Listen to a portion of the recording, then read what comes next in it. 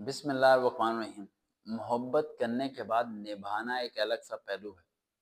ہم بات کرنے والے ہیں نکاح کے بعد کی زندگی کی۔ جی، یہ ویڈیو خاص طور پہ صرف وہی لوگ سنیں جن کی شادی نہیں ہوئی، اور جن کی ہو گئی ہے وہ سن لیں، لیکن ان کا کچھ بدل نہیں سکتا، جو کچھ ہونا تھا ہو گیا۔ لیکن جن کی شادی نہیں وہ لازمی سنیں، شاید وہ اپنی زندگی کو بہتر بنا سکیں۔ تو نکاح کے بعد انبن کیوں ہوتی ہے؟ بچے ہو گئے ہیں، سب چیزیں ہیں، لیکن ایک لڑکی اور لڑکے کے درمیان ایک بہت بڑا گیپ پیدا ہو جاتا ہے۔ وہ نفرت کا گیپ ہوتا ہے جس میں ڈیوورس نام کی چیز نہیں ہوتی۔ یعنی لڑکا یہ نہیں چاہتا کہ اپنی بیوی کو ڈیوورس دے دے، اور لڑکی نہیں چاہتی کہ اپنے ہسبینڈ سے ڈیوورس لے لے۔ یعنی علیحدگی بھی نہیں چاہتے، لیکن ملنا بھی نہیں چاہتے، اور ایک فریم میں آنا بھی نہیں چاہتے۔ آخر کیا وجہ ہے ان سب چیزوں کی؟ دیکھیں، ایک سمپل سی ڈیفینیشن میں آپ کو دینے لگا ہوں۔ آپ اپنے بھائی کے ساتھ ایک پلیٹ میں کھانا کھاتے ہیں، اور روزانہ آپ اس کے ساتھ بیٹھتے ہیں، ایک دن آپ کی اس کی کسی بات پہ انبن ہو جاتی ہے، اور آپ کہتے ہیں کہ یار آج کے بعد تیرے سے میں نے ملاقات نہیں کرنی۔ ذرا غور سے سنیے گا، آپ کہتے ہو میں نے آج سے آپ کے بعد آپ سے ملاقات نہیں کرنی۔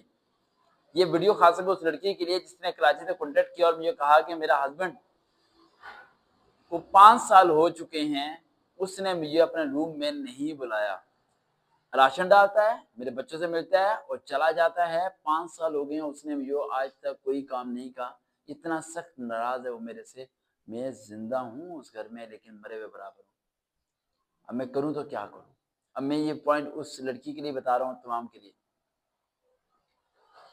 سب سے پہلا پوائنٹ ذہن میں رکھیے گا، ٹھیک ہے؟ اب دو بھائی ہیں، آپس میں کھانا وغیرہ کھاتے ہیں، رائٹ؟ اس سے ذرا بند کرتے ہیں۔ دو بھائی ہیں، وہ آپس میں کھانا وغیرہ کھاتے ہیں، ٹھیک؟ اور کسی بات پہ انبن ہو جاتی ہے، تو ایک بھائی جو ہے رائٹ، وہ کہتا ہے میں تیرے سے بات نہیں کروں گا، تو 2 دن وہ بات نہیں کرتے۔ تو جو ایک بھائی ہوتا ہے یا دوسرا بھائی ہوتا ہے، دونوں بھائیوں کو رات کو سوتے ہوئے دونوں بھائی ایک دوسرے کو یاد کرتے ہیں، اور آنکھ سے آنسو نکلتا ہے، لیکن پہنچ لیتے ہیں، اور صبح اٹھ کے وہی اکڑا ہوا چہرہ نکال کے سامنے سے گزر جاتے ہیں۔ دوسرا دن ہوتا ہے تو پھر انہیں یاد آتی ہے، لیکن وہ کہتے ہیں نہیں یار، پہلے وہ سوری بولے گا، میں کیوں سوری پہلے بولوں۔ تیسرا دن ہوتا ہے، پھر دونوں کو یاد آتی ہے، دونوں موبائل اوپن کرتے ہیں اور ایک دوسرے کی تصویر دیکھتے ہیں، محبت میں یاد کرتے ہیں ایک دوسرے کی باتوں کو، یار بھائی ہے جیسا بھی ہے تو اپنے، لیکن ملاقات کرنے نہیں جاتے، ساتھ نہیں بیٹھتے، راضی نامہ نہیں کرتے۔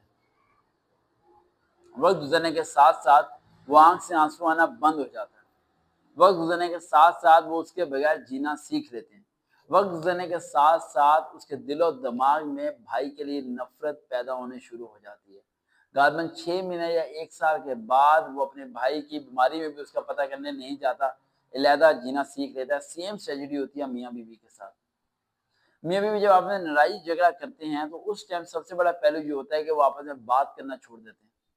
دوسرا پہلو یہ ہوتا ہے کہ وہ ایک دوسرے پہ ٹرسٹ کرنا چھوڑ دیتے ہیں۔ تیسرا پہلو یہ ہوتا ہے کہ ایک دوسرے کے ساتھ اچھائی نکالنا چھوڑ دیتے ہیں۔ اور انہیں شروعات کون کرتا ہے؟ لڑکی کی طرف سے اس کے گھر والے، اور لڑکے کی طرف سے اس کے گھر والے۔ دونوں اس کے دل و دماغ میں ایک ہی بات ڈال رہے ہوتے ہیں کہ تو اس کے بنا رہ سکتا ہے، تو اس کے بنا جی سکتا ہے، اور وہ جی کر دکھاتا بھی ہے۔ وہ کہتا ہے کہ یار دیکھ، اس نے کون سا مجھے میسج کیا، میں اسے نہیں میسج کر رہا۔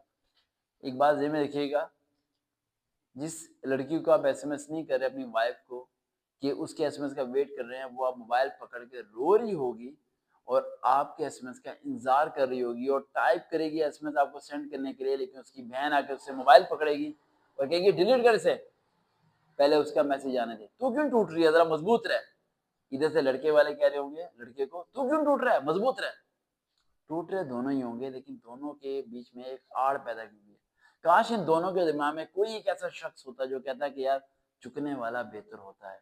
کاش ان دونوں کے دماغ میں کوئی ایسا شخص ہوتا ہے کہ صلح کرنے والا بہتر ہوتا ہے۔ کاش ان دونوں کے دماغ میں کوئی ایسا شخص ہوتا ہے جو انہیں بتاتا ہے کہ تم ایک جسم ہو، تمہیں علیحدہ ہونے کی ضرورت ہی نہیں ہے، لڑو مرو کھپو ایک کمرے میں رہو۔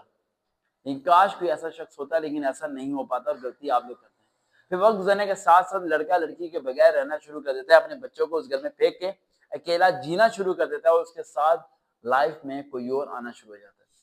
پھر وہ دیتا ہے ڈیورس، پھر وہ دیتا ہے طلاق، پھر وہ چھوڑتا ہے اسے، اور وقت گزرنے کے بعد پھر اسے یاد آتی ہے اس کی، اور ایک ہی شکوہ کرتا ہے کہ تو نے مجھے یاد نہیں کیا تھا، اس لیے میں تجھے طلاق دے دی۔ اور وہ بتاتی ہے کہ ہر رات تیری تصویر دیکھ کے سوئی تھی، کاش تیرا ایک ایس ایم ایس آ جاتا، لیکن پلک اتنی تھی کہ تم نے بھی ایس ایم ایس نہیں کیا، اس نے بھی نہیں کیا۔ در حقیقت دیکھا جائے تو تمہارے ارد گرد بھی جو لوگ تھے انہوں نے تڑوانے میں کوئی کمی نہیں چھوڑی، اس کے ارد گرد بھی جو لوگ تھے انہوں نے بھی تڑوانے میں کوئی کمی نہیں چھوڑی۔ تو کبھی اپنے آپ سے بھی سوچا کرو نا، آخر یہ جدائی پیدا کیسے ہوتی ہے؟ میاں بیوی میں لڑائی جھگڑا پیدا کیسے ہوتا ہے؟ صرف ایک وجہ سے ہوتا ہے، جب رسی دونوں طرف سے کھینچنا شروع ہو جائے تو رسی ٹوٹ جاتی ہے۔ اگر رسی ایک کھینچے تو دوسرا ڈھیلی کرے، پھر کھینچے پھر ڈھیلی کرے، پھر کھینچے پھر ڈھیلی کرے، اس سے رسی میں بل نہیں پڑتے اور رسی ٹوٹتی نہیں ہے۔ تو آپ دونوں میں سے کسی ایک کو تو جھکنا پڑے گا اس چیز کو مینٹین رکھنے کے لیے، ورنہ رسی ٹوٹے گی، بے وفائی ملے گی، لیکن اس بے وفائی میں وفائی نہیں ملے گی آپ کو۔